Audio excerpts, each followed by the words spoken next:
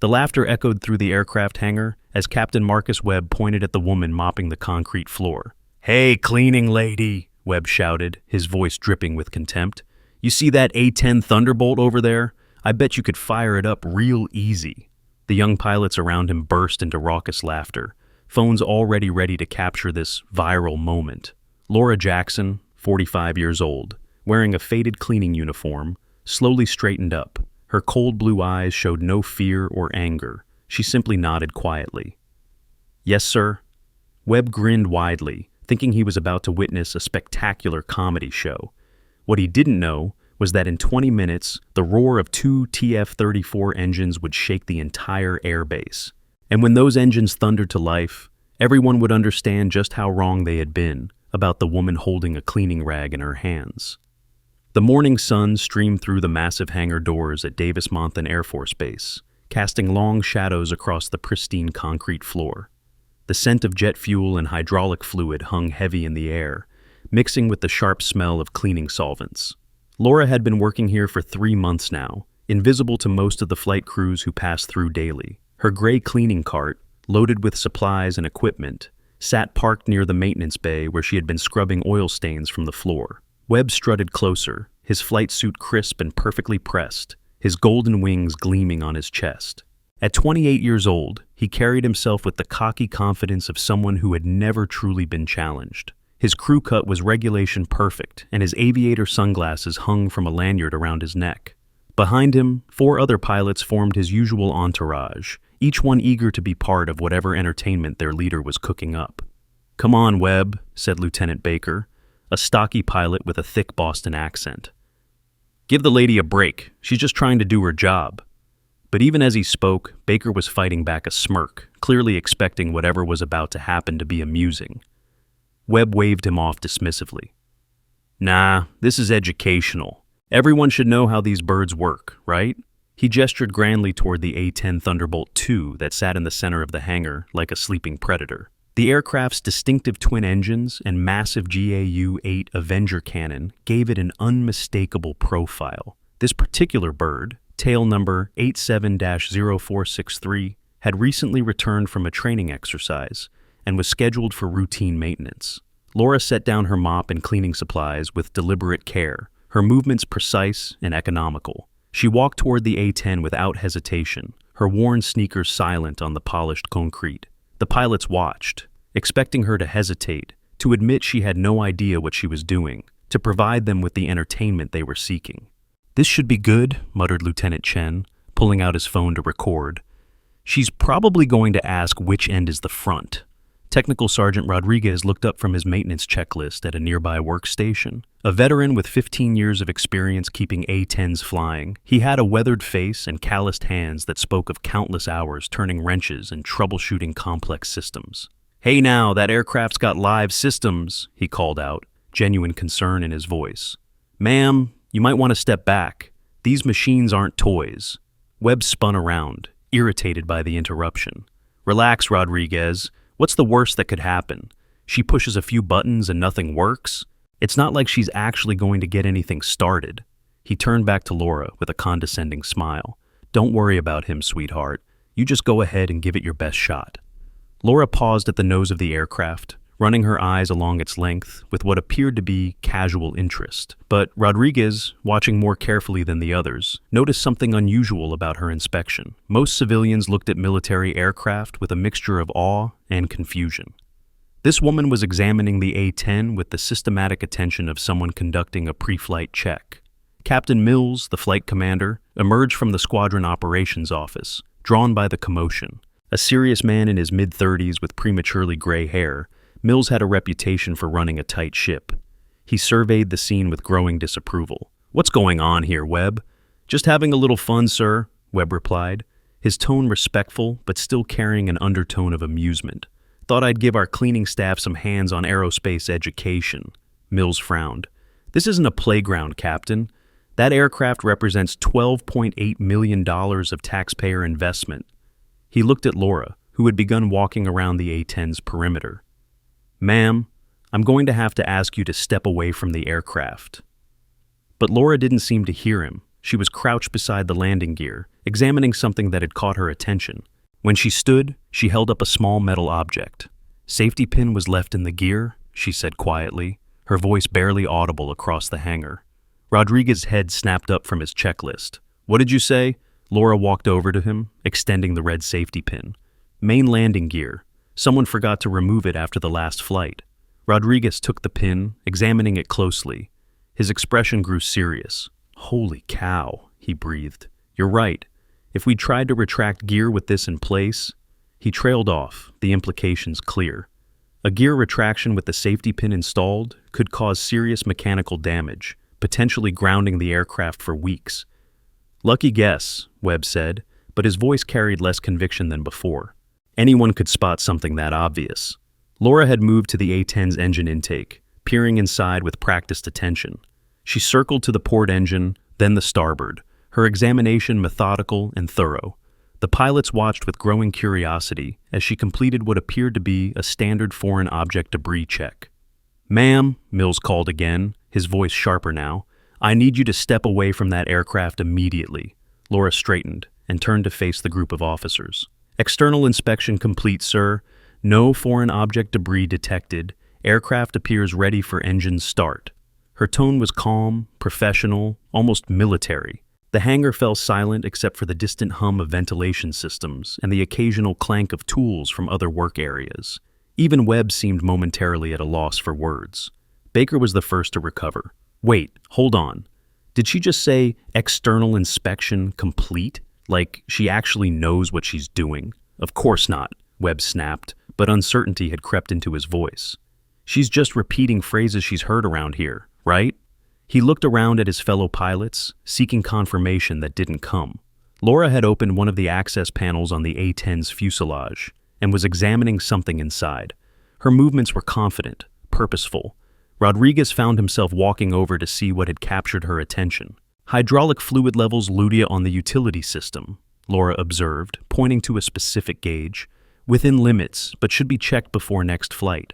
Rodriguez stared at the gauge, then at Laura. "How did you... that gauge is buried behind 3 other components. Most people can't even find it, let alone read it correctly." "The utility system's critical for gear and flap operation," Laura replied matter-of-factly. "Standard pre-flight item." Chen lowered his phone, his expression puzzled. "Okay, this is getting weird. How does a cleaning lady know about hydraulic systems?" Webb's face was beginning to flush red. "She's just making lucky guesses. Or maybe she's been listening to maintenance briefings. That doesn't mean she can actually start an A-10. He stepped closer to Laura, his voice taking on a challenging edge. "Tell you what, cleaning lady, if you can actually get this bird running, I'll apologize publicly. But when you fail, you admit you're just a wannabe who doesn't know the first thing about military aviation." Laura looked at him for a long moment, her blue eyes unreadable. "Acceptable terms, Captain." Mills stepped forward. "Now, hold on just a minute. I'm not authorizing anyone to attempt engine start on this aircraft without proper credentials and authorization." "Oh, come on, Captain Mills," Webb said, his confidence returning. "What's she going to do? Actually get it running? It's impossible. She'll flip a few switches, nothing will happen, and we'll all have a good laugh. No harm done." Rodriguez was studying Laura more intently now. Something about her posture, the way she carried herself, was triggering a memory he couldn't quite place. "Ma'am, can I ask what your background is? You seem to know quite a bit about aircraft systems." "I clean buildings," Laura replied simply. "That's my job." But as she spoke, Rodriguez noticed the way she stood at attention while addressing the officers, her heels together, shoulders square. Military bearing was something that never completely left a person, and this woman displayed it despite her civilian clothes and humble occupation. Webb was growing impatient. "Look, we're wasting time here. She claims she can start an A-10. I say she can't. Let's settle this once and for all." He gestured toward the aircraft. "Go ahead, lady. Show us what you've got." Laura approached the A-10's cockpit, and Rodriguez found himself following, drawn by a mixture of curiosity and growing concern. Watching her climb the boarding ladder, he noticed the practiced ease with which she navigated the aircraft's exterior. Her hands found handholds automatically. Her feet stepped precisely on designated points. This wasn't someone learning as she went. This was someone following deeply ingrained procedures. The cockpit of an A-10 Thunderbolt II is a complex environment, packed with hundreds of switches, displays, and controls. Most civilians would be overwhelmed by the sheer number of options. Laura settled into the ejection seat and began adjusting its position with quick, efficient movements. Her hands moved across the cockpit, making minute adjustments to mirrors and displays, preparing the workspace exactly as a pilot would before flight. "Holy cow," Baker whispered, his phone now recording everything. "She actually looks like she belongs in there." Chen had climbed up to peer into the cockpit from the other side. "Webb, I think we might have underestimated our cleaning lady here." But Webb was committed to his course of action now. "She's just imitating what she's seen other pilots do. Watch. She'll start flipping random switches and nothing will happen." Laura's hands weren't moving randomly, though. Rodriguez, who had observed hundreds of engine starts from his position as crew chief, recognized the systematic approach of a trained pilot. She was conducting a preliminary cockpit check, verifying switch positions and reviewing emergency procedures. "Ma'am," Rodriguez called up to her, "before you attempt anything, I should probably mention that this aircraft has full fuel and a complete load of training ammunition. If something goes wrong—" "Understood, Sergeant," Laura replied without looking up from the instrument panel. "Emergency procedures reviewed and ready." The casual way she acknowledged his rank, the automatic military courtesy in her response, sent another chill of recognition through Rodriguez. But before he could pursue the thought further, Laura's hand moved to the auxiliary power unit start switch. Mills was reaching for his radio. "I need to contact base operations about this. We can't have unauthorized personnel operating military aircraft, even if they seem to know what they're doing." "Wait," Rodriguez said, holding up a hand. "Let me check something first." He pulled out his tablet computer and began accessing the base maintenance database. "Ma'am, can you tell me what engine start sequence you're planning to use?" Laura recited from memory. "APU start first. Allow 2 minutes for stabilization. Check electrical systems, hydraulics, and pneumatics. Engine start sequence port first, then starboard. Allow 30 seconds between engine starts for electrical load management. Monitor all engine parameters during run-up." Rodriguez stared at his tablet, then up at Laura. "That's word for word from the technical manual. Exactly right. No deviations." Webb's confidence was beginning to crack. "So, she memorized some procedures. That doesn't mean she can actually execute them." "Actually," Chen said slowly, "it kind of does. Those procedures aren't published anywhere public. You'd have to have access to classified technical manuals to know them, that precisely." Laura had continued her preparations while the others talked. Her pre-engine start checklist was proceeding smoothly, each action deliberate and purposeful. She activated the APU, and the small turbine engine in the aircraft's tail section began to spool up with its characteristic whining sound. "APU online," she announced, checking the generator frequency and voltage. "Electrical power stable." Baker shook his head in amazement. "I've been flying A-10s for 3 years, and I couldn't run through startup that smoothly without a checklist."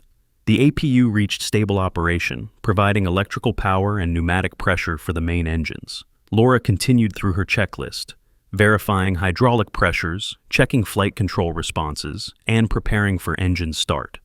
Every action was textbook correct. Rodriguez found himself caught between fascination and growing concern. This woman, whoever she really was, clearly had extensive knowledge of A-10 systems. But there were protocols to follow, chains of command to respect. "Ma'am, I really should insist that you identify yourself before we go any further. Operating military aircraft requires proper authorization." Laura's hands paused on the engine start panel. For the first time since this whole encounter began, she seemed to hesitate. When she spoke, her voice was quieter, more reflective. "Sergeant, have you ever had to do something you didn't want to do because it was the right thing to do?" The question hung in the air, heavy with implications Rodriguez didn't fully understand. "Yes, ma'am, I suppose most of us have." "Good," Laura said simply. "Then you understand." Her hand moved to the port engine start switch. "Beginning engine start sequence." Mills grabbed his radio. "Base operations, this is Captain Mills at Hangar 7. We have a situation here that requires immediate attention." But his call was interrupted by the distinctive sound of a TF-34 turbofan engine beginning its start sequence. The port engine of the A-10 began to whine as the starter motor engaged, building toward the critical light-off point where fuel would be introduced and combustion would begin. Webb stared in disbelief as engine parameters appeared on Laura's displays, each reading exactly where it should be during a normal start. "This isn't possible," he muttered. "She can't actually be—" The engine reached light-off speed, fuel flow was established, and with a deep rumble that resonated through the hangar, the port TF-34 came to life. Exhaust temperature climbed steadily, but remained within normal limits. Oil pressure built to specification. The engine was running perfectly. Rodriguez checked his watch and began timing the interval between engine starts. 30 seconds later, exactly as Laura had specified, she initiated startup on the starboard engine. The second TF-34 spooled up with the same precision as the first, its parameters matching textbook values. The sound was magnificent and terrifying. Two military turbofan engines at idle power filled the hangar with their distinctive roar, a sound that spoke of barely contained power and sophisticated engineering. The A-10 Thunderbolt II was alive, ready for whatever mission might be assigned. If this injustice makes your blood boil like it does ours, hit that like button and subscribe to support stories about quiet heroes like Laura who deserve our respect. Webb stared at the running aircraft, his mouth hanging open. Around him, other personnel were beginning to gather, drawn by the sound of engines and the obvious drama unfolding in Hangar 7. Maintenance crews, other pilots, support personnel, all of them staring at the impossible sight of their cleaning lady sitting in the cockpit of a fully operational A-10.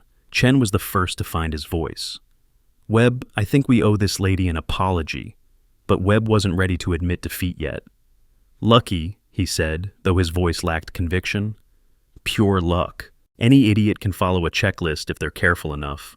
Laura's voice came over the intercom system, clear and professional.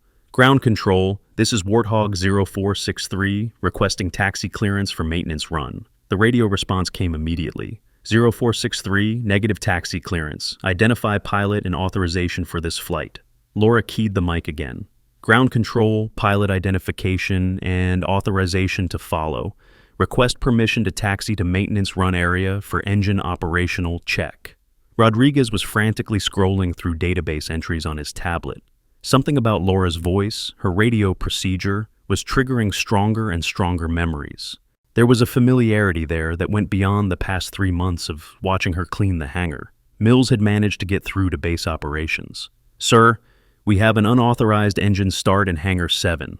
The individual appears to have extensive knowledge of A-10 systems, but we haven't been able to verify their credentials." The response from base operations was immediate and concerned. "Captain Mills, shut down those engines immediately. We're dispatching security forces and the officer of the day." But even as Mills received those instructions, Laura was demonstrating that her knowledge extended far beyond simple engine starts. She began running through post-start checks with the systematic thoroughness of an experienced pilot. Flight controls moved through their full range of motion. Hydraulic pressures were verified. Electrical systems were tested and confirmed operational. "She's doing a complete operational check," Baker observed, his voice filled with awe. "I mean, complete. Everything by the book." Webb watched in growing dismay as Laura continued to demonstrate capabilities that no cleaning lady should possess. But he wasn't ready to give up yet. "Fine, so she knows some procedures. That doesn't mean she can actually fly the thing." As if she had heard him, Laura released the wheel brakes and began to taxi the A-10 forward. The massive aircraft moved with surprising grace, its engines providing just enough thrust to overcome inertia and set the 12-ton machine in motion. "Holy cow," Rodriguez breathed. "She's actually taxiing it." The sight was surreal. Through the cockpit canopy, they could see Laura in her faded cleaning uniform, aviator headset over her graying hair, maneuvering 8.4 million pounds of sophisticated military hardware with casual competence. Her taxi technique was flawless. Smooth control inputs, perfect tracking, appropriate speed control. Chen lowered his phone, his expression troubled. "Webb, this isn't funny anymore. Whoever this woman is, she's not just some cleaning lady. This is starting to look like espionage or sabotage or something." Mills was talking rapidly into his radio, coordinating with base security while trying to maintain visual contact with the taxiing A-10. "Unknown pilot is demonstrating extensive knowledge of SIR aircraft systems and procedures. Recommend treating this as a potential security incident." Rodriguez had continued his database search, and now he was staring at his screen in shock. "Guys," he said, his voice barely above a whisper. "I think I know who she is." Webb spun around. "What? What are you talking about?" "The voice," Rodriguez said, his finger tracing across his tablet screen. "The radio procedures, the way she handles the aircraft." He looked up at the others, his face pale. "I've been trying to remember where I heard that voice before." Baker grabbed Rodriguez's arm. "Spit it out, man. Who is she?" Rodriguez turned his tablet around, displaying a military service record. The photograph showed a younger woman in Air Force blues, her blonde hair regulation short, her blue eyes sharp and confident. The name block read, Major Laura Jackson, A-10 Thunderbolt II pilot. "Ghost 7, Rodriguez whispered. The name hit the group like a physical blow. Ghost 7 was a legend in the A-10 community, a call sign that had become synonymous with impossible missions and miraculous survivals. But Ghost 7 had disappeared 3 years ago during a classified operation, presumed dead when her aircraft failed to return from a combat mission in Afghanistan. Webb stared at the photograph, then at the A-10 now making a perfect turn at the end of the hangar area. "That's impossible. Ghost 7 was killed in action." "There was a memorial service." "Maybe," Rodriguez said quietly. "That's what they wanted everyone to think." The implications were staggering. If Laura Jackson really was Ghost 7, if she was alive and working as a cleaning lady on this very base, then there were layers to this situation that none of them had begun to understand. Mills had overheard enough of the conversation to realize the magnitude of what they were dealing with. "All units, stand down on security forces response," he said into his radio. "We may have a friendly personnel issue here, not a security threat." But his efforts at de-escalation came too late.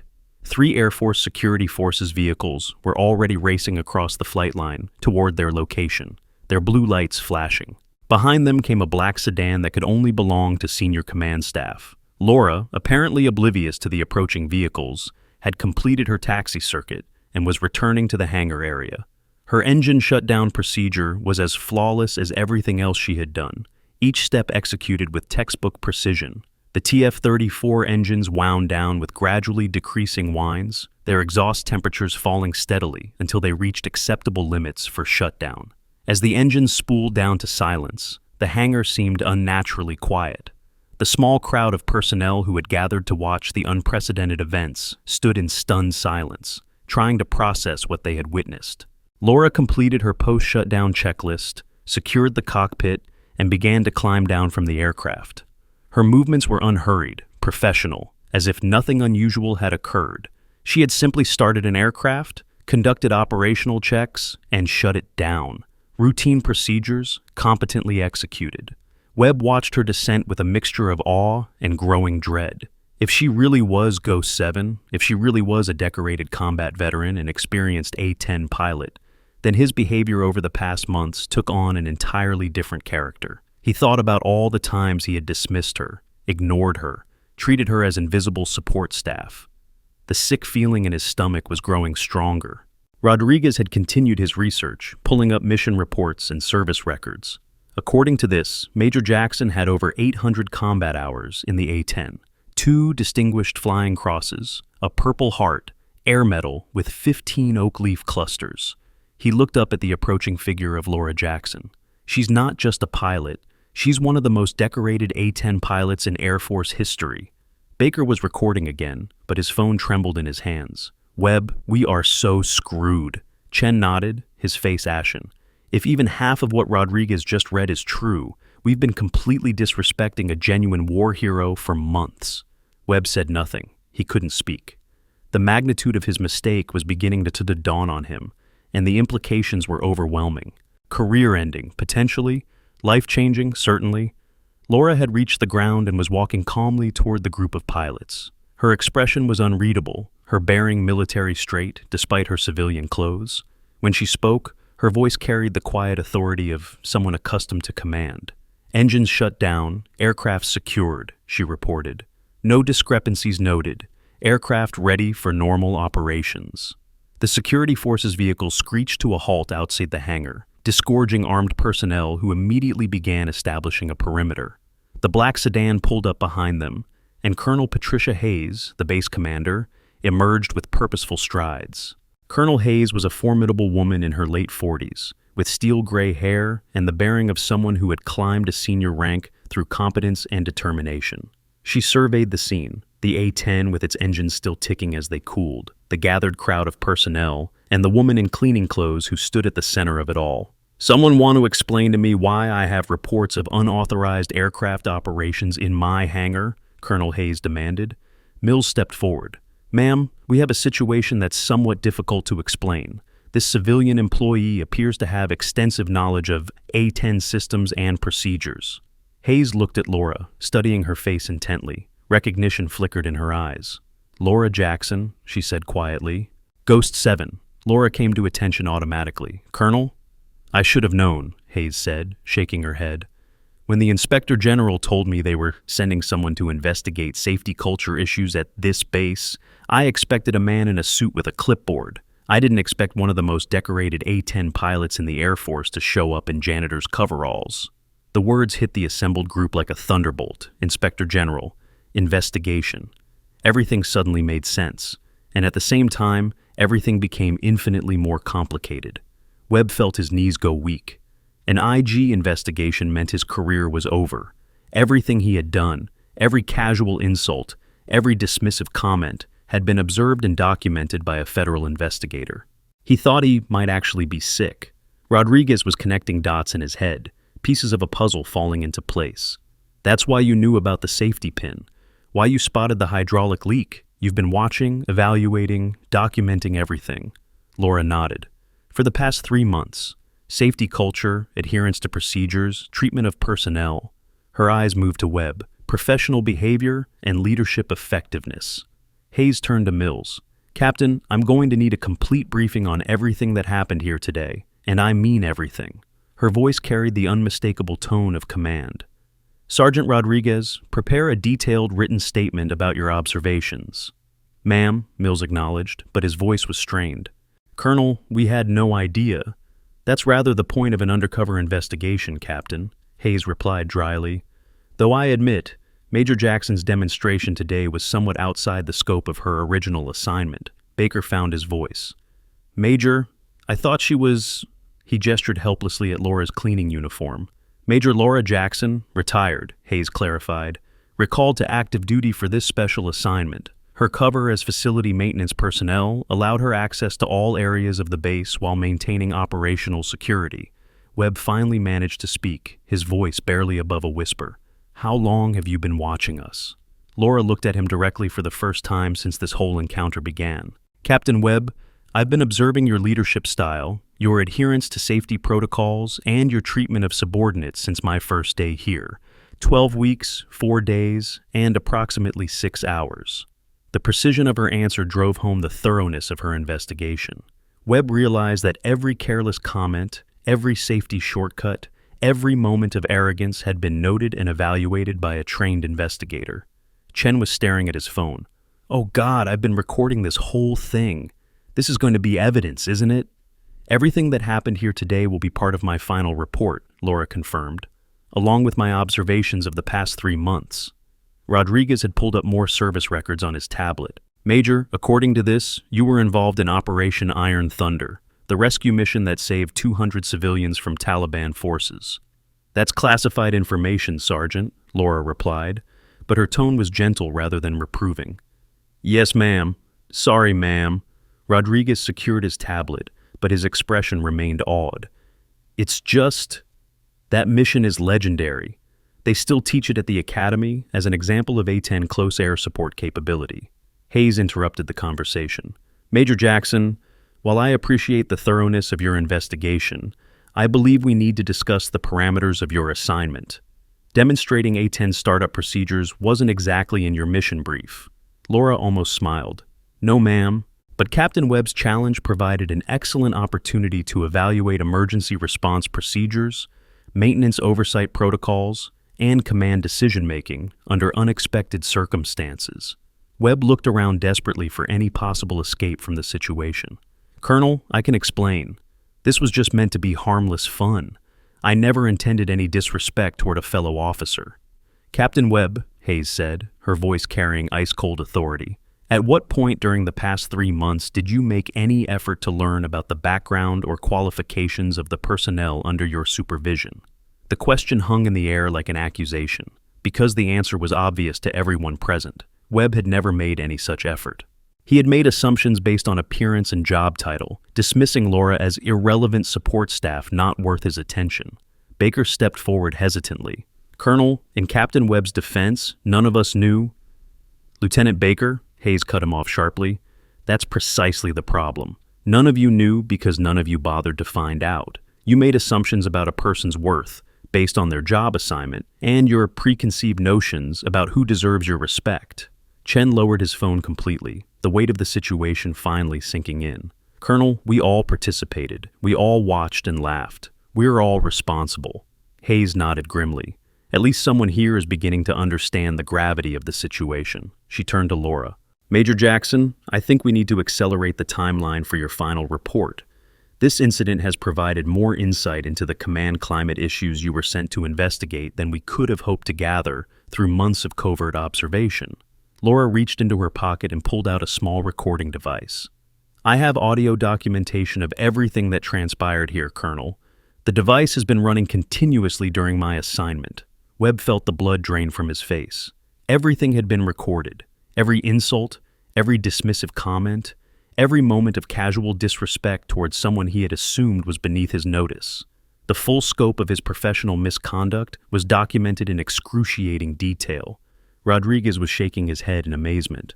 "Major, the way you handled that aircraft, I've seen hundreds of A-10 startups, but that was textbook perfect. Better than textbook. You made it look effortless." 837 combat hours, Laura replied simply. "The muscle memory doesn't fade." Mills had been quiet, thinking through the implications. "Colonel, what happens now? To the investigation, I mean. And to—" He gestured vaguely toward Webb. Hayes considered her response carefully. "The investigation will proceed to completion. Major Jackson will compile her final report, including today's events. That report will be forwarded through appropriate channels for review and action." Her eyes found Webb. "As for individual consequences, that will depend on the specific findings and recommendations." Webb knew he should accept responsibility, should acknowledge his mistakes, and face whatever consequences were coming. But panic was setting in, and panic made him stupid. "Colonel, this whole thing was entrapment, setting up an elaborate deception to trap officers into saying things that could be taken out of context." The silence that followed his statement was deafening. Even his fellow pilots stared at him in disbelief. Hayes's voice, when she finally spoke, was deadly quiet. "Captain Webb, are you suggesting that your disrespectful treatment of what you believe to be a civilian employee was somehow justified by her actual identity?" Webb realized immediately that he had made things infinitely worse. "No, ma'am, that's not what I meant." "Then perhaps you could clarify exactly what you did mean," Hayes replied. "Because it sounded very much like you were arguing that disrespect is acceptable as long as the target doesn't have the rank or authority to hold you accountable." Laura watched the exchange with professional detachment. This was exactly the kind of leadership failure she had been sent to document. Webb's response to being caught revealed everything about his character and his fitness for command responsibility. Rodriguez had continued scrolling through service records, and now he looked up with an expression of profound respect. "Major Jackson, it says here you were awarded the Distinguished Flying Cross for single-handedly destroying 12 enemy positions while providing close air support for surrounded ground forces, and that was just one mission." "Sergeant Rodriguez," Laura said quietly, "those awards represent the efforts of entire teams. Pilots don't accomplish anything alone." "Yes, ma'am, but—" Rodriguez gestured toward the A-10. "What you just demonstrated, that level of skill and precision, that doesn't come from reading manuals. That comes from hundreds of hours of experience under the most demanding conditions possible." Baker was recording again, but now his focus was entirely different. "Major, would you be willing to talk about what it was like flying combat missions, for educational purposes, I mean?" Laura looked to Hayes, who nodded approval. "Combat flying is about precision, discipline, and teamwork," Laura began. "Every mission depends on careful planning, thorough preparation, and flawless execution. There's no room for carelessness or ego." Her words carried implicit criticism of everything Webb represented. Carelessness and ego had been defining characteristics of his leadership style, and everyone present understood the connection. Chen had put away his phone entirely and was listening intently. "Major, how do you maintain that level of precision under combat stress? I mean, when people are shooting at you and lives are on the line? Training, Laura replied simply. You train until procedures become instinctive, until correct responses happen automatically, even under extreme stress, and you never stop learning, never stop improving. Again, the implicit contrast with Webb's approach was clear. He had treated training as a necessary evil, procedures as optional guidelines, and learning as something that ended with initial qualification. Hayes had been observing the interaction with professional interest. Major Jackson, I think this impromptu educational session demonstrates exactly why your investigation was necessary. The difference between professional military bearing and casual arrogance is becoming quite apparent. Webb made one last desperate attempt to salvage his position. Colonel, I request the opportunity to provide context for my actions. This situation is being blown completely out of proportion. Captain Webb, Hayes replied, you'll have ample opportunity to provide your perspective during the formal investigation process. Right now, I'm more interested in understanding how this command climate developed and what systemic changes are needed to prevent similar incidents. Laura had moved closer to the A-10, running her hands along its wing surface with obvious affection. This aircraft represents something important, she said, her voice carrying a note of emotion for the first time. It represents the commitment of thousands of people, designers, engineers, maintainers, pilots, all working together to protect American forces and innocent civilians. Rodriguez nodded emphatically. Yes, ma'am. Every rivet, every system, every component represents someone's dedication to the mission. Exactly, Laura continued. When we treat any part of this organization with disrespect, when we fail to recognize the value of every person's contribution, we diminish the entire enterprise. The lesson was clear, and it was devastating. Webb's treatment of Laura hadn't just been personal rudeness. It had been a fundamental betrayal of military values and professional responsibility. Baker was struggling with his own guilt. Major, we all failed here, not just Captain Webb, all of us. We should have stopped this before it started. Lieutenant Baker, Laura replied, recognizing failure is the first step toward improvement. The military depends on people who can acknowledge mistakes and learn from them. Hayes checked her watch. Major Jackson, I think we need to move this discussion to a more appropriate venue. We have formal procedures to follow, and I suspect this incident is going to generate considerable interest at higher levels of command. Laura nodded. Yes, ma'am. I'll need to compile additional documentation about today's events and integrate them into my overall assessment. Webb watched helplessly as his career crumbled around him. Everything he had worked for, all his ambitions and plans, were dissolving in the face of his own arrogance and stupidity.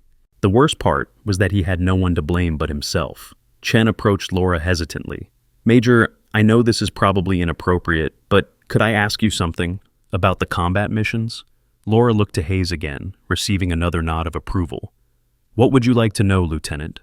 How do you carry that responsibility, knowing that people's lives depend on your decisions and actions? The question was sincere, and Laura's response was thoughtful. You remember that it's not about you. It's about the people you are sworn to protect and the mission you're trained to accomplish. Personal ego has no place in that equation. The contrast with Webb's ego-driven leadership style couldn't have been more stark.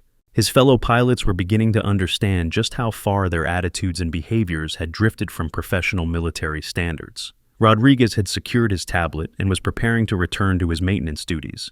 Major, will you be continuing your assignment here? I mean, now that your cover is blown? Laura looked at Hayes. That decision is above my pay grade, Sergeant. Hayes considered the question.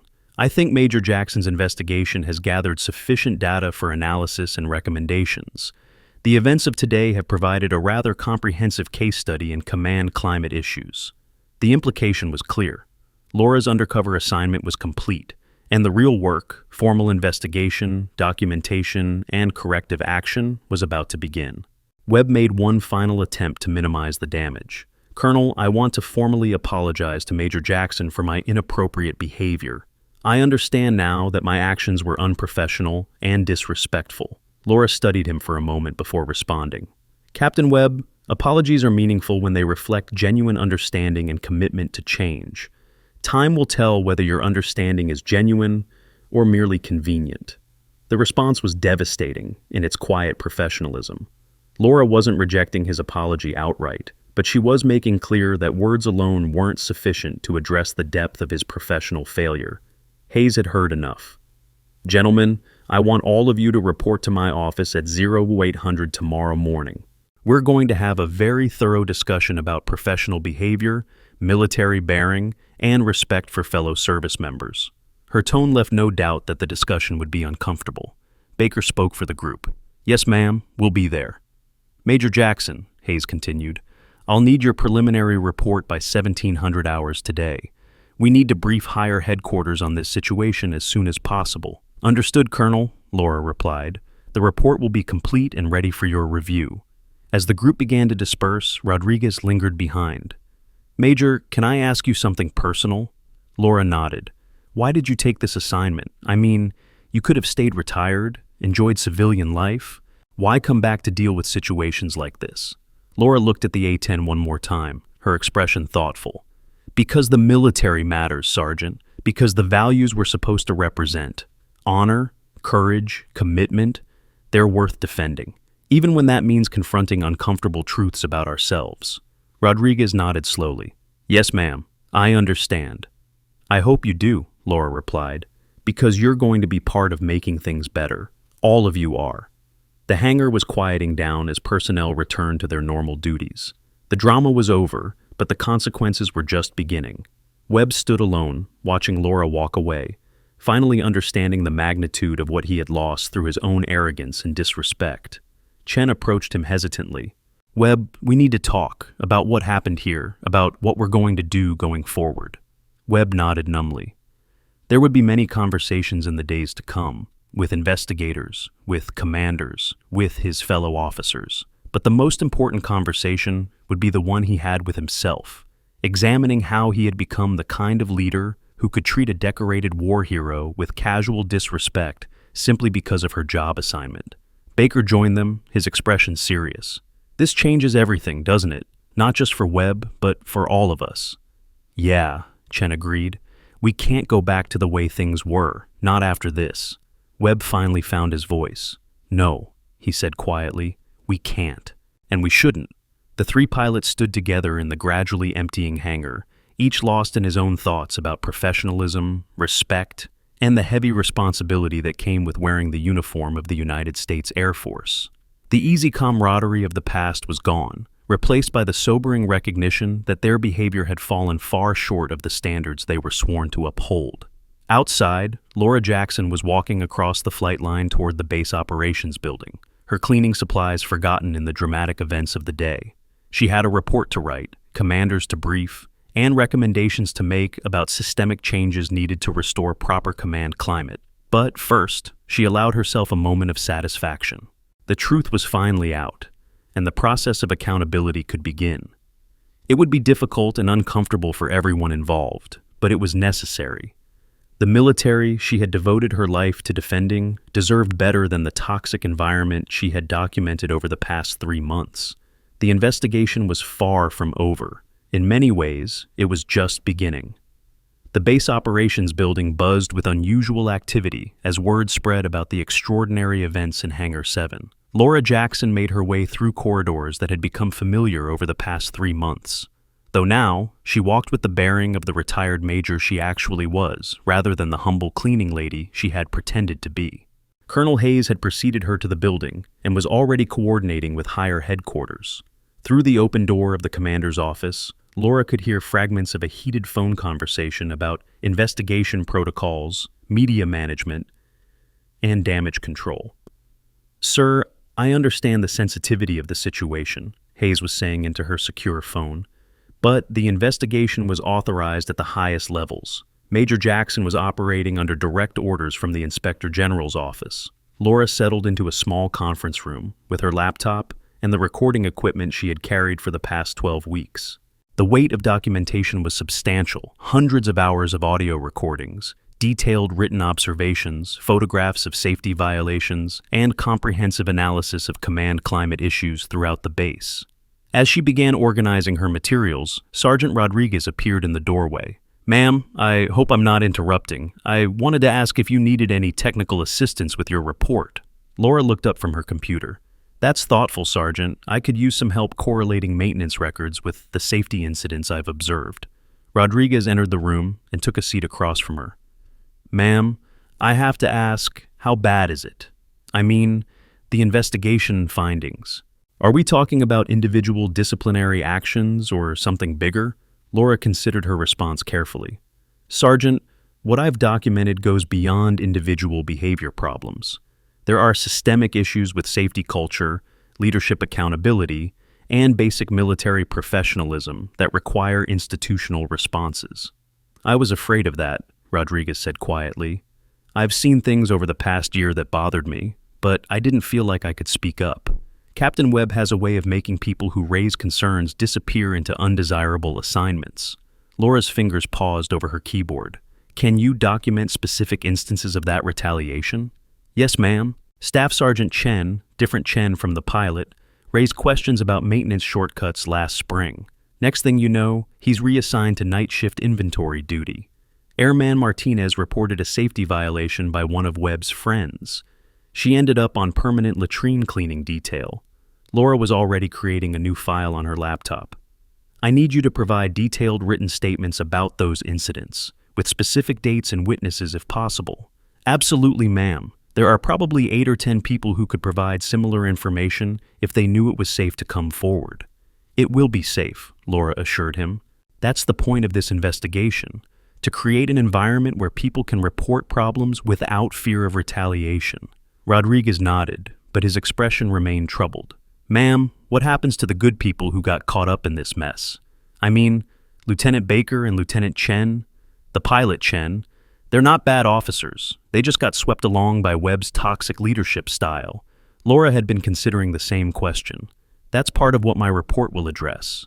The difference between leaders who create toxic environments and followers who enable them versus those who simply lack the courage or knowledge to resist. And which category do I fall into? Rodriguez asked quietly. Laura studied the maintenance sergeant's weathered face. Based on what I've observed, you fall into the category of good people trying to do their jobs under difficult circumstances. But that's for the formal review board to determine. Before Rodriguez could respond, Colonel Hayes entered the conference room with a stack of files and a grim expression. Major Jackson, I've just finished briefing General Morrison at Air Combat Command Headquarters. He's very interested in your preliminary findings. I imagine he would be, Laura replied. How interested? Interested enough to authorize a full command climate investigation, retroactive review of all disciplinary actions taken in the past 18 months, and immediate implementation of corrective measures. Hayes set down the files. He's also interested enough to personally review your final report before it goes to the Inspector General. Rodriguez stood to leave. I should get back to my duties, Colonel. Actually, Sergeant, stay, Hayes said. You're going to be part of the solution going forward. Major Jackson tells me you've been documenting some concerning patterns of behavior. Yes, ma'am. I've been keeping informal notes about things that didn't seem right. Hayes nodded approvingly. Good. That kind of attention to detail is exactly what we need more of around here. Laura opened one of her audio files and adjusted the volume for the others to hear. The sound of Captain Webb's voice filled the room. Hey, cleaning lady! You see that A-10 Thunderbolt over there? I bet you could fire it up real easy. The casual contempt in Webb's tone was even more apparent when heard in the stark environment of an official investigation. Hayes shook her head in disgust. How many similar recordings do you have? Hayes asked. Approximately 43 hours of direct interactions with Captain Webb and his immediate subordinates, Laura replied. An additional 87 hours of general observations about command climate and safety culture. Rodriguez whistled softly. That's a lot of evidence. It's a comprehensive documentation of systemic problems, Laura corrected. The individual incidents are symptoms of deeper issues with leadership accountability and professional standards. Hayes was reviewing one of Laura's preliminary reports.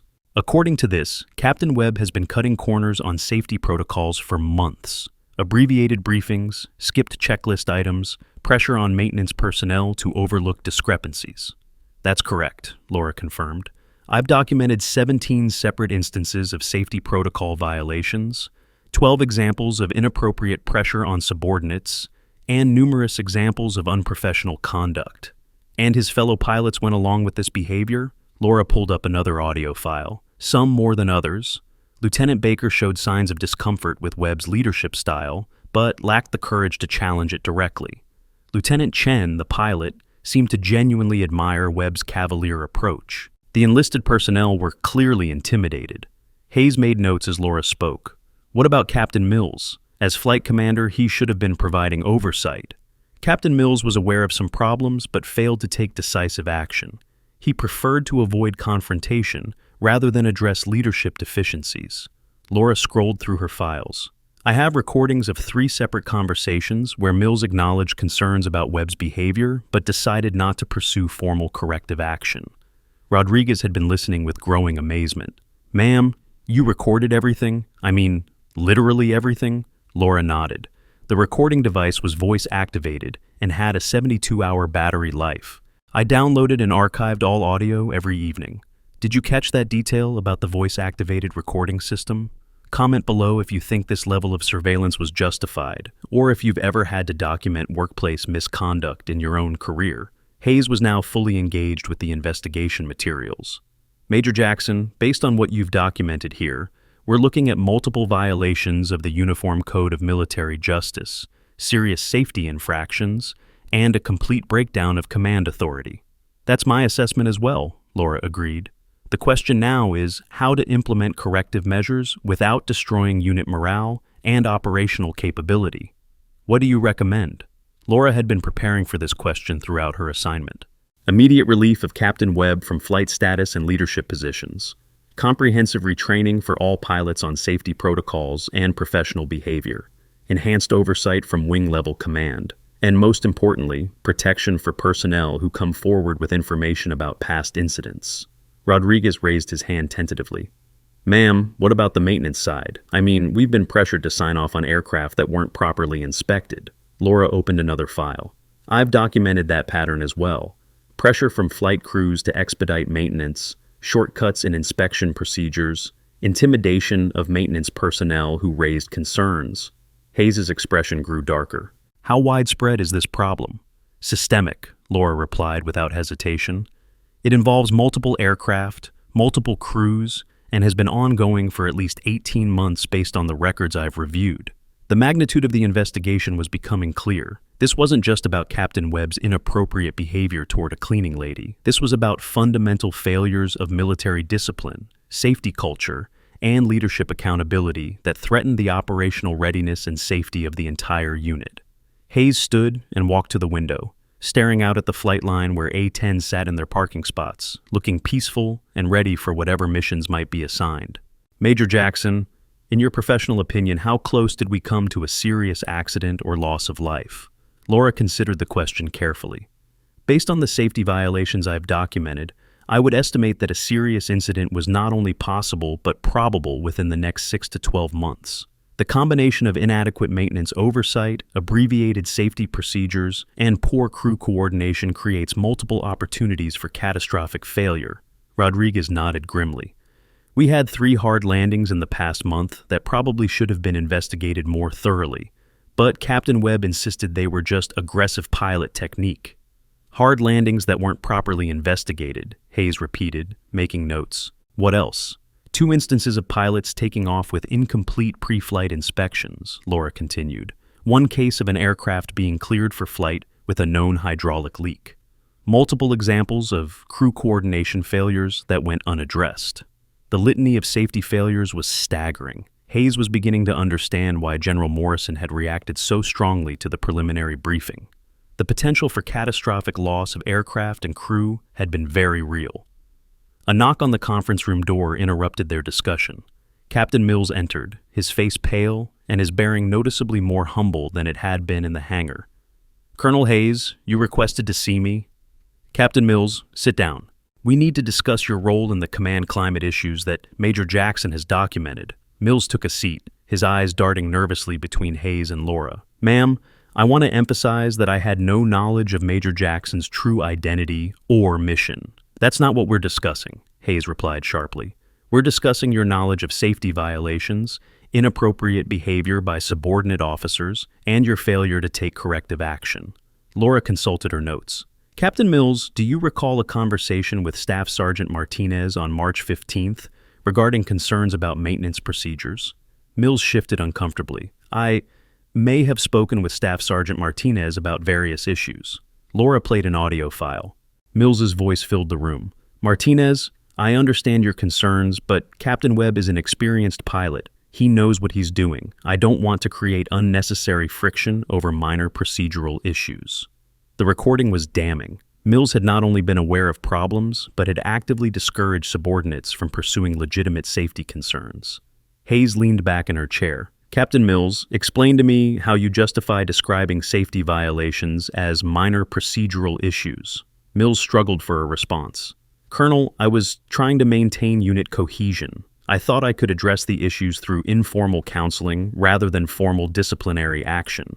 And how did that work out? Hayes asked dryly. Obviously not well, Mills admitted. Laura had pulled up additional documentation. Captain Mills, I have records of 6 separate instances where you were informed of safety concerns and chose not to pursue formal investigation. In each case, you cited unit cohesion or morale as justification for inaction. I was trying to handle things at the lowest level possible, Mills said defensively. Hayes stood up.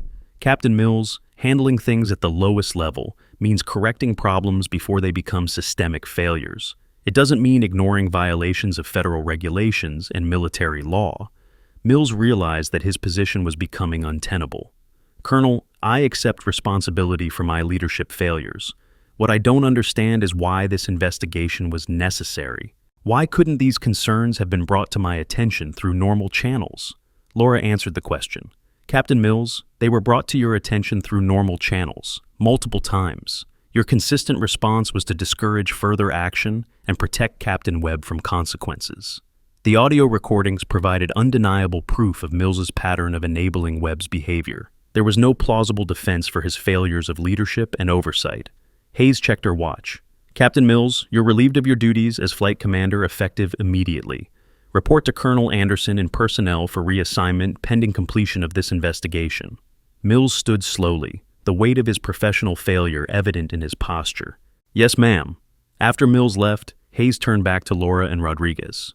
How many other officers are we talking about? I need to know the scope of leadership changes that are going to be necessary. Laura consulted her comprehensive notes. Based on my observations, Captain Webb and Captain Mills require immediate relief from current duties. Lieutenant Baker shows potential for rehabilitation with proper mentoring and training. Lieutenant Chen requires significant counseling and close supervision. The enlisted personnel are primarily victims of poor leadership rather than perpetrators of misconduct. Rodriguez agreed with Laura's assessment. Ma'am, most of the maintenance crew are good people who were intimidated into cutting corners. Once they know it's safe to follow proper procedures, I think you'll see immediate improvement. What about flight operations? Can this unit continue its mission while we implement corrective measures? Laura had anticipated this question. Colonel, with proper leadership and restored emphasis on safety procedures, this unit can not only continue its mission, but perform at a higher level than it has in the past 18 months. Hayes was reviewing organizational charts and personnel files. I'm going to need recommendations for interim leadership positions. Who do you suggest for acting flight commander? Lieutenant Colonel Patterson from the wing staff has A-10 experience and a strong reputation for safety and professionalism, Laura suggested. Major Santos from the training squadron could serve as operations officer. Rodriguez added his perspective. Ma'am, from the maintenance side, Master Sergeant Williams has been trying to maintain proper standards despite the pressure from flight crews. He'd be an excellent choice for maintenance supervision. Hayes made notes about personnel recommendations. Major Jackson, I want you to expedite your final report. Based on what I've seen so far, we need to brief higher headquarters within 48 hours and begin implementing changes immediately. Understood, Colonel. I can have a comprehensive final report ready by tomorrow evening. Rodriguez looked between the two officers. Ma'am, what happens to people like me who witness problems but didn't do enough to stop them? Hayes considered the question. Sergeant Rodriguez, the investigation will evaluate everyone's actions within the context of the command climate that existed. People who were intimidated into silence will be treated differently from those who actively enabled misconduct. Laura added her perspective. Sergeant Rodriguez, your willingness to provide information now and your obvious commitment to proper procedures suggest that you are part of the solution rather than part of the problem. Thank you, ma'am. I just want to do my job properly and keep people safe. That's exactly the attitude we need more of, Hayes replied. A secure phone in the conference room began ringing. Hayes answered it with crisp military bearing. Colonel Hayes? Laura could hear only one side of the conversation, but Hayes' expression grew increasingly serious as she listened. Yes, sir. Major Jackson is here now. Yes, sir. We have comprehensive documentation. Understood, sir. We'll be ready. Hayes hung up the phone and turned to Laura. General Morrison is flying here personally tomorrow morning to review your findings. He's bringing a team from the Inspector General's office and representatives from Air Combat Command headquarters. Laura nodded. I'll ensure all documentation is properly organized and ready for their review. There's more, Hayes continued. General Morrison has authorized immediate implementation of corrective measures. We don't need to wait for the completion of formal investigations to begin making changes. Rodriguez looked confused. What kind of changes, ma'am?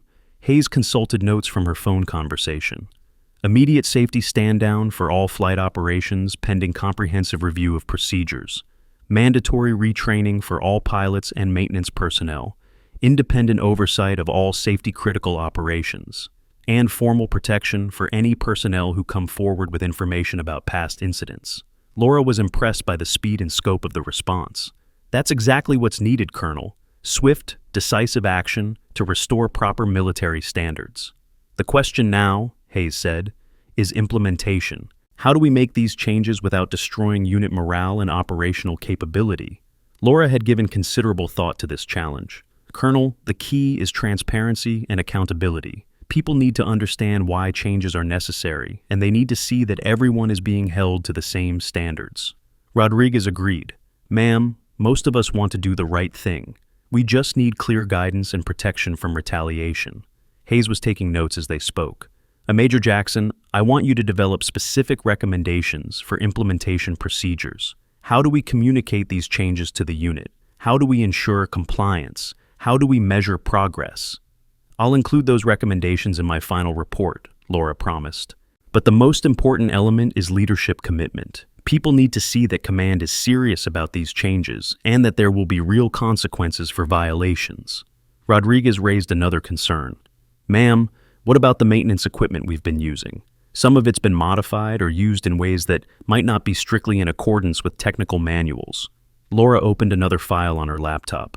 I've documented those issues as well. We'll need a comprehensive review of all maintenance procedures and equipment to ensure compliance with regulations. Hayes shook her head. The scope of this investigation just keeps expanding. How did we allow things to deteriorate this badly? Laura had analyzed this question throughout her assignment. Colonel, it's a gradual process. Small compromises lead to bigger compromises. Individual incidents get rationalized as acceptable exceptions. Over time, the exceptions become the norm. And nobody speaks up because they're afraid of being labeled as troublemakers, Rodriguez added. Exactly, Laura confirmed. The command climate becomes such that raising concerns is seen as disloyalty rather than professional responsibility. Hayes stood and walked to a whiteboard in the conference room. Let's start mapping out the implementation plan. What needs to happen first? Laura joined her at the whiteboard. Immediate safety review of all aircraft and equipment. Suspension of any operations that don't meet full regulatory compliance. Comprehensive briefing for all personnel about new standards and expectations. Rodriguez added his perspective. From the maintenance side, we need to inspect every aircraft thoroughly and document any discrepancies that were previously overlooked or minimized. Hayes began writing on the whiteboard. Timeline for implementation? Safety review within 72 hours, Laura suggested. Personnel briefings within 1 week. Comprehensive retraining program within 30 days. And long-term measures? Laura consulted her notes. Establishment of independent safety oversight, regular command climate assessments, enhanced training programs for leadership development, clear procedures for reporting safety concerns without fear of retaliation. Rodriguez was impressed by the scope of the proposed changes. Ma'am, this is going to completely transform how we operate. That's the point, Hayes replied. The current way of operating nearly resulted in catastrophic failures. We need fundamental change, not cosmetic adjustments. Laura's laptop chimed with an incoming secure email. Colonel, I'm receiving additional guidance from the Inspector General's office. She read the message, her expression growing more serious. They want me to expand the investigation to include all A-10 units at this base, not just Captain Webb's flight.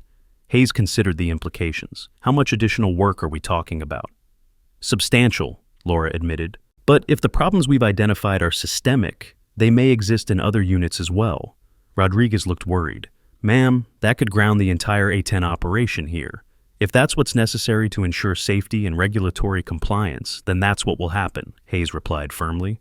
Operational requirements don't override safety requirements. Laura was already developing a plan for the expanded investigation. I'll need access to maintenance records, flight operations databases, and personnel files for all A-10 units, plus interviews with key personnel from each squadron. You'll have whatever you need, Hayes promised. General Morrison has given this investigation the highest priority.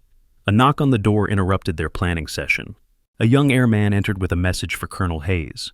Ma'am, Captain Webb is requesting to see you. He says it's urgent. Hayes considered the request. Where is he now? In the waiting area outside your office, ma'am. Hayes looked at Laura. Any objection to hearing what he has to say? Laura shook her head. It might provide useful insight into his mindset and willingness to accept responsibility. Bring him here, Hayes told the airman. A few minutes later, Captain Webb entered the conference room. His earlier arrogance had been replaced by obvious anxiety, and his military bearing had deteriorated noticeably. He looked haggard, as if he hadn't slept since the morning's events. Colonel Hayes, I need to speak with you about the situation. There are things you need to understand about the context of what happened.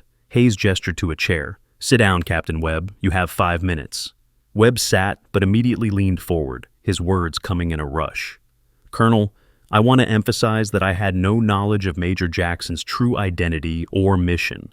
If I had known she was an officer, my behavior would have been completely different. Laura and Hayes exchanged glances. Webb's statement revealed exactly the kind of thinking that had created the problem in the first place. Hayes leaned back in her chair. Captain Webb, explain to me why your behavior should depend on someone's rank or military status. Webb realized he had made a mistake but pressed on. Ma'am, I was treating her the way I thought was appropriate for civilian support staff. I never intended any disrespect toward a fellow officer. Laura spoke quietly. Captain Webb, what you're describing is a fundamental misunderstanding of military professionalism. Respectful treatment shouldn't depend on rank or status. It should be universal. But surely you understand that there are different standards for different people, Webb protested. I mean, officers have earned respect through their training and commissioning. Rodriguez was staring at Webb in amazement. Sir, are you saying that enlisted personnel and civilians don't deserve basic respect? Webb seemed genuinely confused by the question. Of course they deserve basic respect, but not the same level of deference that we show to superior officers. Hayes had heard enough. Captain Webb, what you're describing isn't military courtesy. It's elitist arrogance. The foundation of military professionalism is treating all people with dignity, regardless of their position in the hierarchy. Laura was making notes as Webb spoke. His comments were providing additional evidence of the deeper attitude problems that had created the toxic command climate. Webb seemed to realize that his explanation wasn't helping his case. Colonel, I'm willing to accept appropriate consequences for my actions, but I think the response to this incident is being blown completely out of proportion. Out of proportion? Hayes repeated. Captain Webb, you publicly humiliated someone you believed to be a vulnerable civilian employee. You encouraged others to participate in that humiliation. You treated another person as entertainment for your own amusement. It was meant to be harmless fun, Webb insisted. I never intended to cause real harm. Laura leaned forward. Captain Webb, impact matters more than intent. The fact that you didn't intend to cause harm doesn't erase the harm you actually caused. Rodriguez added his perspective. Sir, I've watched you treat people the same way for months. This wasn't an isolated incident. This was part of a pattern. Webb's face flushed red. Sergeant Rodriguez, I don't think you are qualified to evaluate my leadership style. And that attitude, Hayes said coldly, is exactly why you are facing disciplinary action. A good leader values input from all levels of the organization. Webb seemed to finally understand that he was making things worse with every word he spoke. Colonel, what do I need to do to salvage my career? I'm willing to accept counseling, additional training, whatever is necessary. Hayes considered the question. Captain Webb, the first step would be genuine acknowledgement of the scope of your misconduct. Not just the incident with Major Jackson, but the pattern of behavior that created a toxic command climate. I acknowledge that my leadership style may have been too aggressive, Webb offered hesitantly. Laura shook her head. That's not acknowledgement, Captain. That's minimization.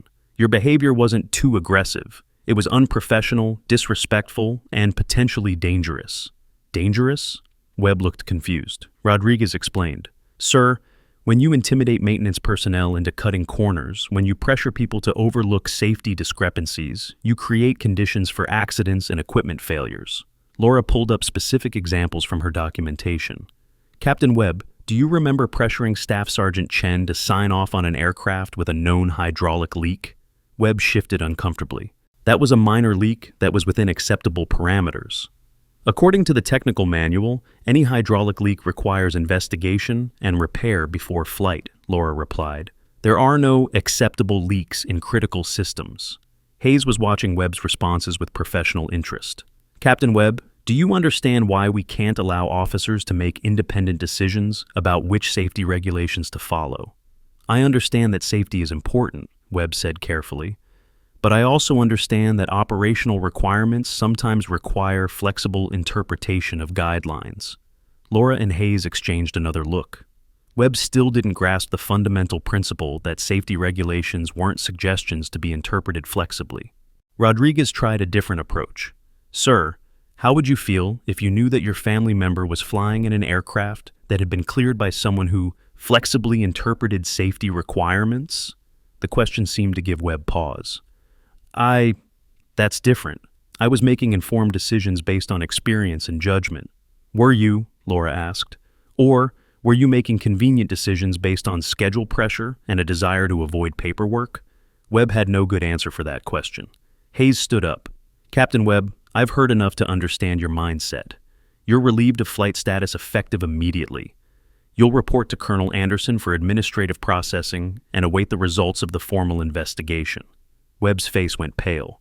Colonel, losing flight status could end my career. Isn't there some way to handle this through counseling or additional training? Your career concerns are secondary to flight safety and unit discipline, Hayes replied. You'll have an opportunity to present your case during the formal investigation process. Webb stood slowly, finally accepting that there was no easy way out of his situation. Yes, ma'am. After Webb left, the conference room was silent for several minutes. Rodriguez was the first to speak. Colonel, he still doesn't get it. He still thinks this is about being too aggressive rather than being fundamentally wrong. Laura nodded. That attitude is exactly why systemic change is necessary. Individual counseling won't fix institutional problems. Hayes was making notes about the conversation. Major Jackson, include Captain Webb's statements in your final report. They provide excellent insight into the mindset that created these problems. Already documented, Laura confirmed. Rodriguez checked his watch and realized how late it had gotten. Ma'am, I should probably check on the evening shift and make sure they understand the new safety emphasis. Good thinking, Hayes agreed. And Sergeant Rodriguez, I want you to personally brief Master Sergeant Williams on today's events. He needs to understand that he has my full support for enforcing proper procedures. Yes, ma'am. He'll be glad to hear that. After Rodriguez left, Hayes and Laura continued working on documentation and planning. The scope of the investigation and corrective actions was massive, but both women understood the importance of thorough, methodical implementation. Major Jackson, Hayes said, I want you to know that I appreciate the professionalism you've shown throughout this assignment. Going undercover for 3 months, enduring the kind of treatment you experienced, maintaining your cover while documenting everything, that required remarkable dedication.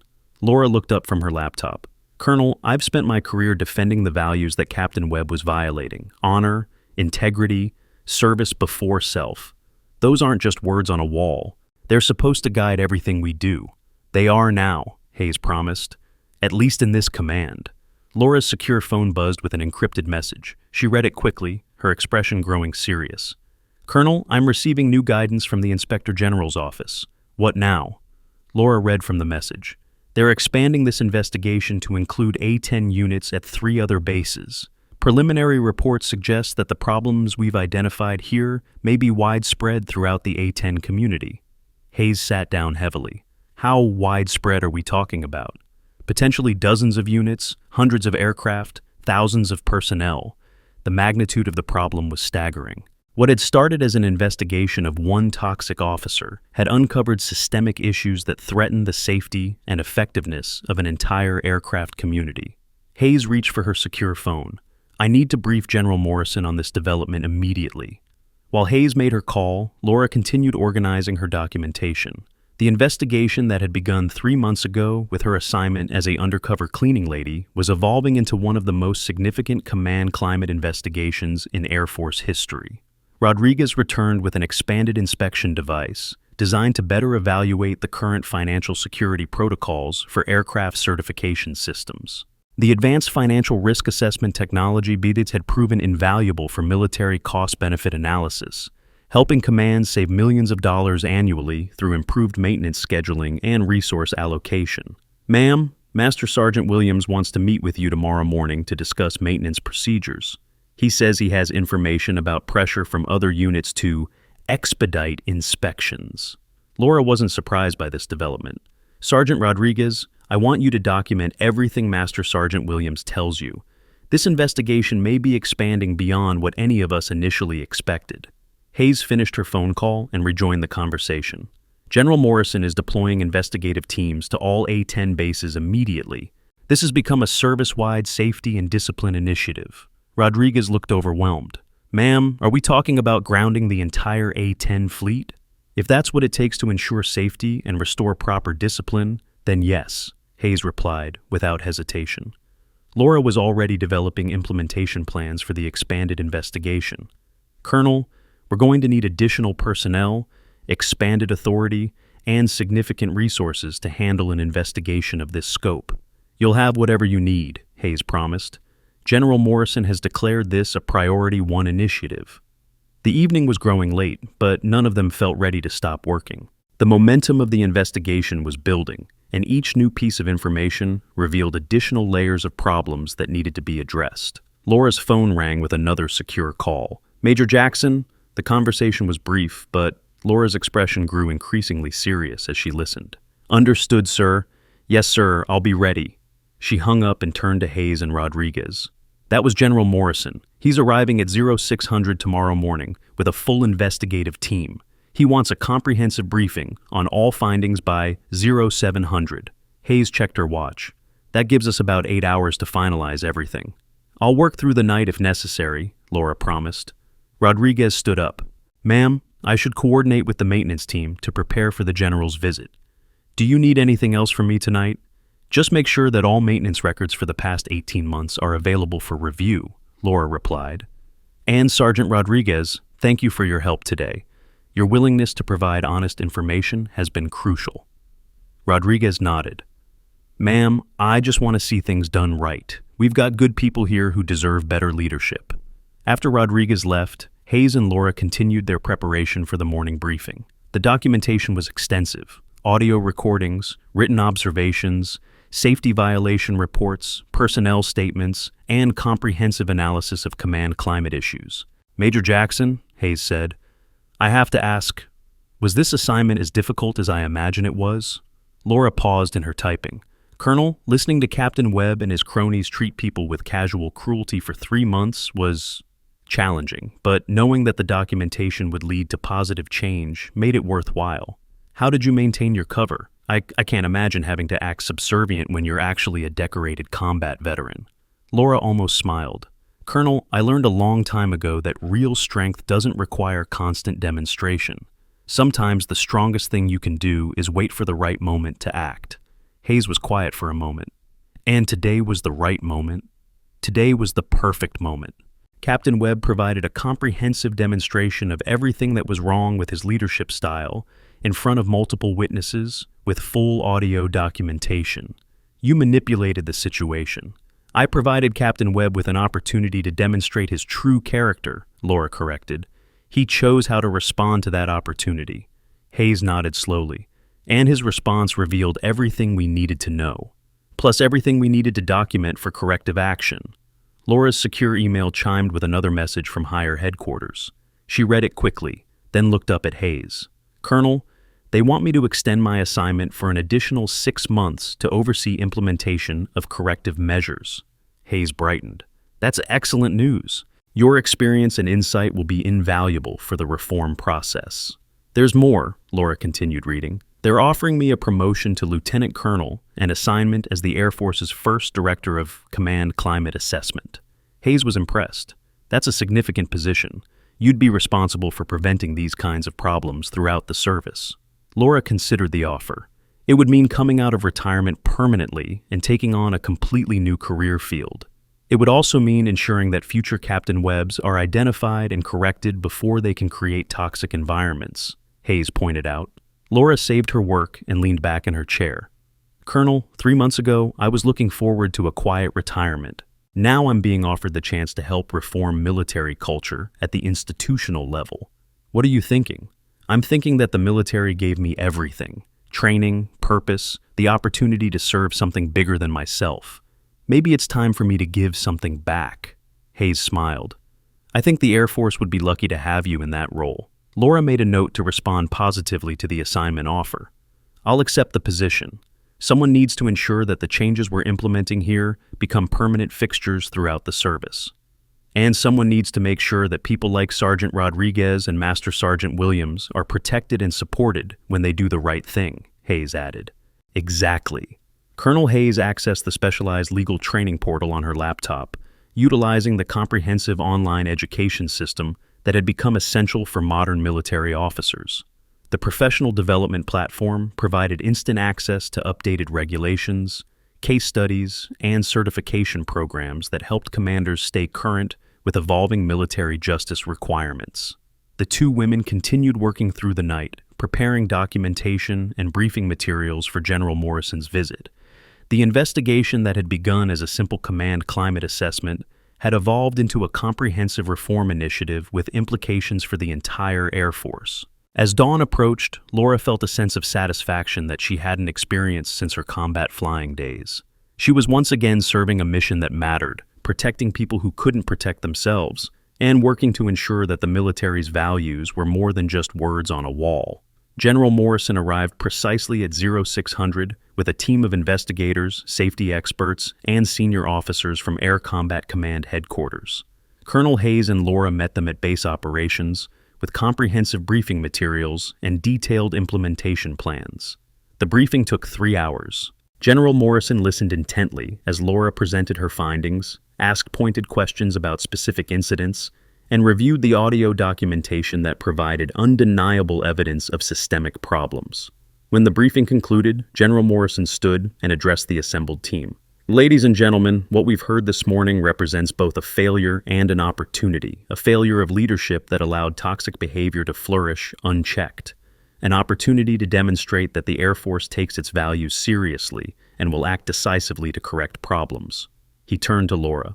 Major Jackson, I'm promoting you to Lieutenant Colonel effective immediately and assigning you as my personal representative for this reform initiative. You'll have whatever authority and resources you need to implement comprehensive changes. Laura stood at attention. Thank you, sir. I won't let you down. You've already proven that, General Morrison replied. Now I need you to help me prove that the Air Force is capable of meaningful change. Over the following weeks, the reform initiative expanded to include comprehensive reviews at 17 different bases. Captain Webb and 3 other officers were court-martialed for various violations of military law and regulation. Captain Mills and 6 other officers received formal letters of reprimand that effectively ended their military careers. But the most significant changes were positive. New procedures were implemented for reporting safety concerns without fear of retaliation. Leadership training programs were enhanced to emphasize respect for all personnel, regardless of rank or position. Independent oversight mechanisms were established to prevent future command climate problems. Lieutenant Baker and Lieutenant Chen both successfully completed enhanced training programs and went on to distinguished careers, having learned valuable lessons about the difference between true leadership and toxic authority. Sergeant Rodriguez was promoted to Technical Sergeant and selected for advanced leadership training. Master Sergeant Williams was appointed as the Wing's Senior Enlisted Advisor for Safety Culture, a new position created specifically to ensure that experienced enlisted personnel had direct access to senior leadership for reporting concerns. 6 months after the investigation began, Laura stood in the same hangar where Captain Webb had challenged her to start the A-10. But now, the hangar hummed with purposeful activity guided by mutual respect and professional competence. Safety violations had dropped to near zero. Morale surveys showed dramatic improvement. Most importantly, the unit was performing its mission at the highest levels of effectiveness and safety. Colonel Hayes, who had been promoted to General Hayes and assigned to head the Air Force's new Command Climate Assessment Division, joined Laura for a final walkthrough of the transformed facility. Lieutenant Colonel Jackson, I have to say that this transformation exceeds even my most optimistic expectations. Laura watched as pilots and maintenance personnel worked together with obvious mutual respect and professional camaraderie. General, people want to do the right thing. They just need leadership that supports and encourages them. And protection from leaders who would exploit or intimidate them, Hayes added. Next week's story features a Marine drill instructor who thought the quiet recruit couldn't handle the pressure until classified orders revealed why she never broke under any amount of stress. Exactly. Laura's secure phone buzzed with an encrypted message. She read it quickly, her expression growing thoughtful. General, I'm being recalled to Washington for a new assignment. Hayes looked concerned. I hope that doesn't mean this program is losing its champion. Quite the opposite, Laura replied. They want me to brief the Joint Chiefs of Staff on expanding this reform initiative to all service branches. That's ambitious. That's necessary, Laura corrected. The problems we found here exist throughout the military, but so does the potential for positive change. Hayes extended her hand. Lieutenant Colonel Jackson, it's been an honor serving with you. Laura shook her hand firmly. The honor was mine, General. As Laura walked toward the base operations building to catch her flight to Washington, her phone rang. The caller ID showed only a number, no name. Lieutenant Colonel Jackson, Go 7, this is Control. We need to talk. Laura paused mid-stride. Control was the code name for her former handler in the classified operations world, a world she thought she had left behind. I'm in the Air Force reform business now, Control. My operational days are over. Are they? We have a situation that requires your specific skill set, international scope, classified level, and we need someone who can maintain cover while conducting sensitive investigation. Laura looked back at the hangar where the A-10 sat ready for their missions. How classified? Let's just say you'll need your old call sign again and pack for extended deployment. The line went dead, leaving Laura with a familiar mixture of anticipation and apprehension. Her reformation of military culture had caught the attention of people in very high places, and apparently her unique combination of combat experience, investigative skills, and ability to operate undercover was needed for something much bigger than command climate assessment. She thought about the quiet satisfaction of the past 6 months, the positive changes she had helped implement, the toxic leaders who had been held accountable, and the good people who had been empowered to do the right thing. But she also thought about the larger mission that had always driven her, protecting those who couldn't protect themselves, ensuring that the military's values were more than empty rhetoric, serving something bigger than personal comfort or convenience. Her phone rang again. This time, it was General Morrison.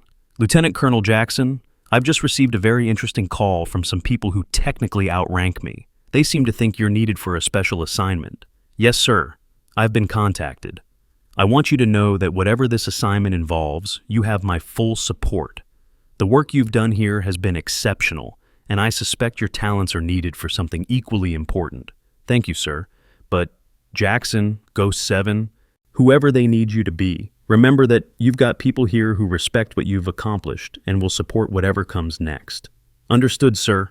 Laura ended the call and continued walking toward base operations, where a military transport was waiting to take her to a destination that would undoubtedly be revealed only after takeoff. Behind her, the A-10 Thunderbolt IIs sat ready for whatever missions might be assigned, maintained by people who had learned to take pride in doing things right, led by officers who had learned that true leadership meant serving others rather than exploiting them. The investigation that had started with a cleaning lady and a crude joke had ended with fundamental changes in military culture and the exposure of systemic problems that threatened operational safety and effectiveness.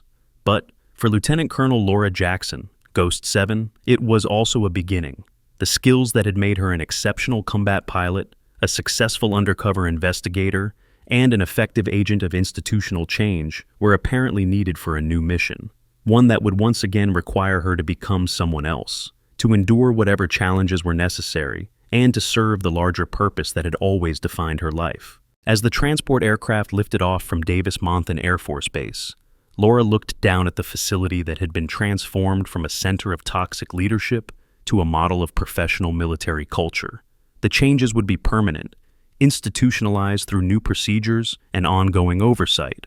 The people she had worked with would continue the mission of constant improvement and mutual respect. But somewhere in the world, new challenges were waiting, new injustices that needed to be documented and corrected, new toxic leaders who thought their positions protected them from accountability, new good people who needed protection and empowerment to do the right thing.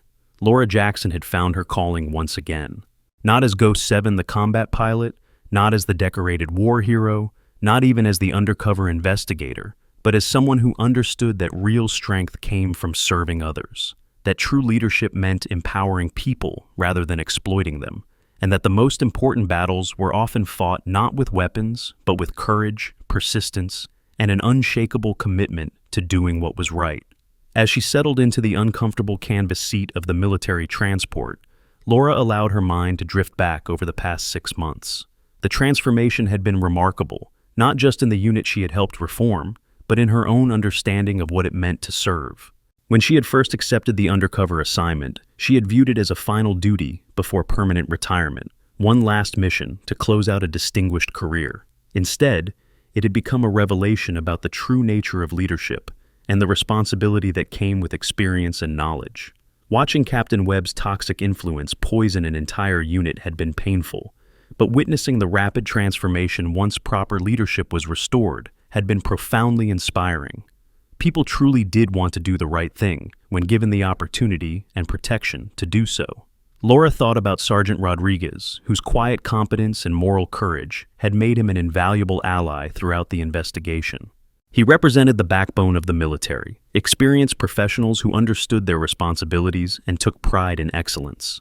Under Webb's leadership, Rodriguez had been forced to choose between his principles and his career security. Under proper leadership, he had become a mentor and example for others.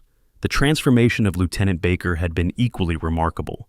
Initially swept along by Webb's toxic charisma, Baker had possessed the moral foundation to recognize his mistakes and commit to genuine change. His evolution from follower to leader had demonstrated the difference between education and punishment, between development and destruction.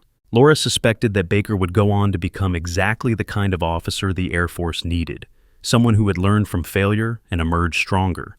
Even Lieutenant Chen, who had seemed most thoroughly corrupted by Webb's influence, had shown capacity for growth when given proper mentoring and clear expectations.